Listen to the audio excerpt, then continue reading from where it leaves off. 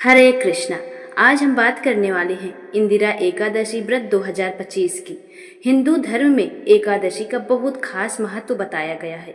साल भर में 24 एकादशियां आती हैं और हर एकादशी का अपना अलग अलग ही धार्मिक महत्व होता है। पितृपक्ष में जो एकादशी आती है उसे इंदिरा एकादशी कहा जाता है।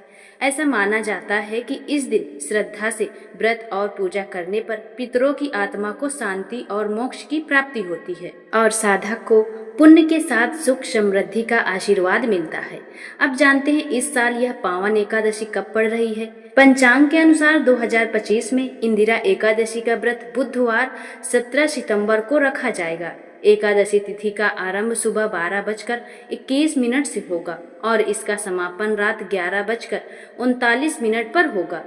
व्रत का पारण यानी व्रत खोलने का समय अगले दिन 18 सितंबर की सुबह 6:07 से 8:34 तक रहेगा।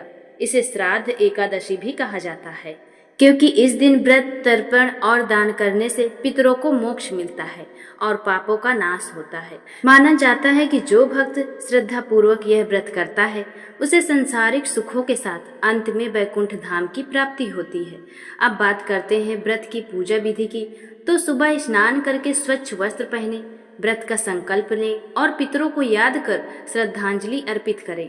पूजा स्थान पर भगवान विष्णु की प्रतिमा या फिर चित्र स्थापित करें, दीपक जलाएं, पीले फूल चढ़ाएं, तुलसी और मिठाई अर्पित करें क्योंकि पीला रंग श्री हरि को बहुत प्रिय है। इसके बाद व्रत कथा सुने, फिर भगवान की आरती करें और प्रसाद वितरित करें।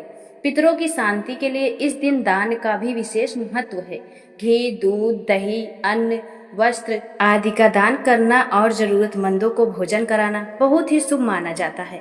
इससे पूर्वज प्रसन्न होते हैं और घर में सुख समृद्धि के साथ उनका आशीर्वाद मिलता है।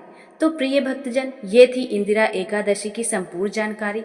फिर मिलते हैं इंदिरा एकादशी की कथा के साथ। तब तक के लिए श्री कृष्णाय नमः।